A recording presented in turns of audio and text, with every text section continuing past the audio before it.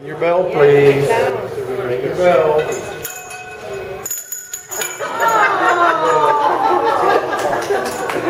That's the dinner bell.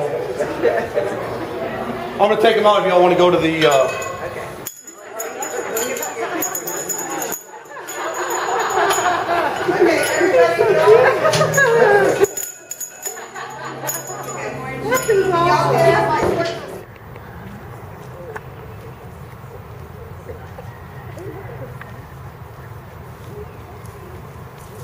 So when I first came on, it was all about getting on them and pulling them around and forcing them and doing stuff to them that was more fighting than it was riding. And I remember getting inside certain parades, I was so tired. My hands were so tired from fighting these horses with bits, so they'd have me a different bit, and I'm going, none of this is working. It just didn't work. So what I started understanding was that the most traditional way of teaching cavalry riders was to learn how to ride horses, was to learn how to get up there and not fall off, was to learn how to get up there and really, really take control of that horse while you're sitting on the back of the saddle. So what I started finding out is you're good horsemen develop and teach horses from the ground, that if you can't do it on the ground, you're not going to be able to do it up there in the saddle.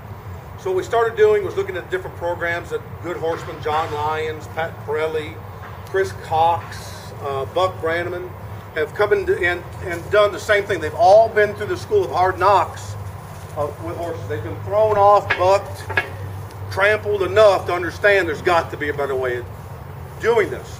So we started filtering it in our program. I was given Shadow in 2002 as a 2-year-old. He is now, can you tell him how old you are? Tell him how old you are.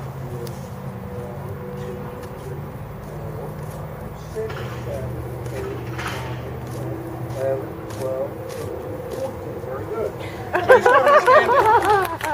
So you start understanding that they're very, very smart. And here, you go show them what you. He's going to show you how he trains me. We'll show him. There you go. Very good. He's a character, ain't he? He is a character. So when I got him, he was very, very playful as a 2-year-old. And one thing that in the Pirelli system tells you that safety, comfort, play is a very, very high part of how they operate in the herd. So I didn't know how to play like a horse. I knew how to play like a human being, but horses play differently. Horses play by using pressure. And pressure motivates them to be, gives them discomfort. The comfort provides the release for them. So understand that once I started learning how to play like horses and learning how to push, all of a sudden he started wanting to play. So the idea is that no matter what's going on, that I got it right here. I got one left. You have to do all your tricks with one, unless you are. I know. So he's got to understand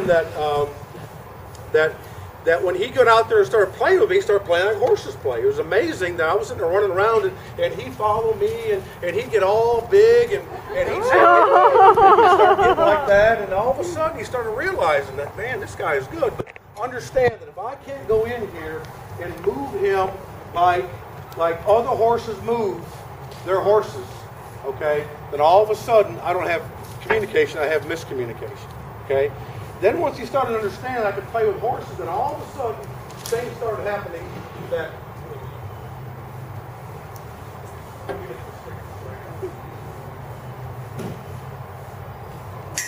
all of a sudden it got to be about him understanding that things are going to go on, that no matter what's going on, don't pay any attention to it. When he does leave, I'm going to do the same thing. Now, don't wait on me.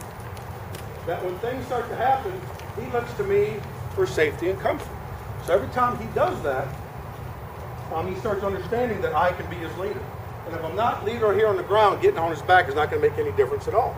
So when I start doing these things, and I start understanding that things are going to have to happen and go on, and there's going to be noises and smoke and what I consider bad stuff, it doesn't make any difference to him. And again, what I'm teaching him to be is to be what? Don't worry about what goes on. That's my problem. His job is to do what? No, just don't explode. Right? Not supposed to explode.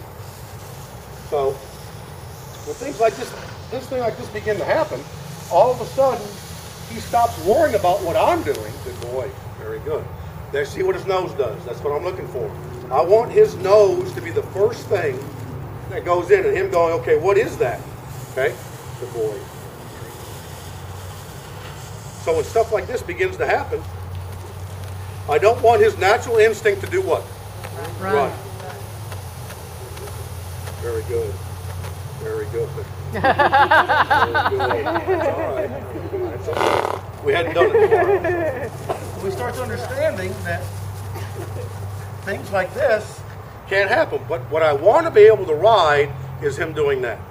What I can't ride is him acting like an out of control wild beast. Because remember, when he starts recognizing being unsafe, he wants to survive. Okay? I don't practice firecrackers. What I practice is horsemanship. And what leads to get better, I mean, what eventually gets him better is the understanding that stuff like this happens and you don't have to worry about it. Okay? You can see the majority of them kind of looking out, well, and there he goes again. Yes. You're awesome. So remember, they have a right brain, they have a left brain. Good boy. I want him to be his left brain, okay? So once he starts getting like that, I've got a really good chance of him understanding that when things start to happen. So that's how the trick started. I got it. I put it away. Show him how brave you are. And he said, heck no, I'm not going to show him. Okay, let's go do this first. Go ahead. Good. Good job, boy. See, he's always doing stuff now. That's his way of staying in left brain. He's always going. Okay, back forward.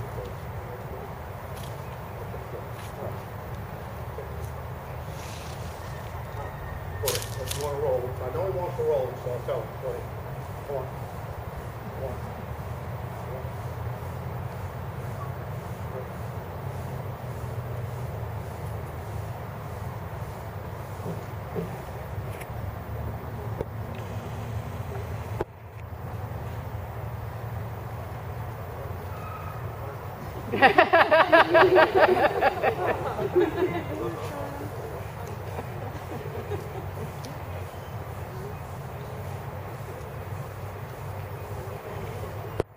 Gets that mean look like he's a mean horse.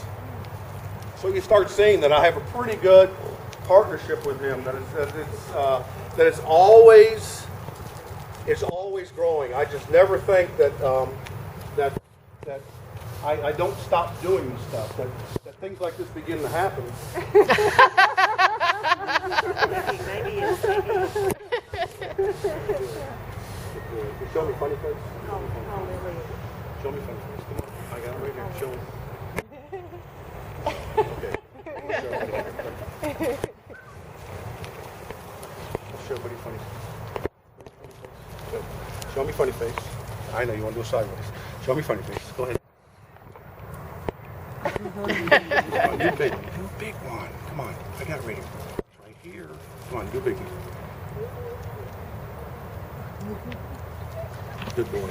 So you start seeing that I don't have to really work on it. The good thing about Argon is he's a pretty confident horse to begin with. You know, and what I have to work on is watch your fingers. He loves showing people his hooves. That he can be a good leader in Argon because leader wants to be the leader. Argon wants to be the leader. Okay, he wants to be able to go out there and decipher what to do. So the next part is getting the person out that's going to ride him to be the leader and tell him, hey, you don't worry about it. I've got it taken care of. Okay? Very good. Tell him I'm a good boy. The transplant games are here in Houston in July, and we've kind of nominated him to carry the colors as the opening ceremony, but they want to make sure that he can put up with all the fireworks and stuff that's going to be going on.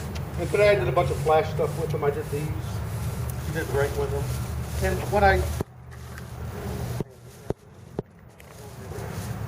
But, you know, there's all sorts of stuff in here. I mean, I got it. So where do you get your fireworks? The fire department. Really? Yeah.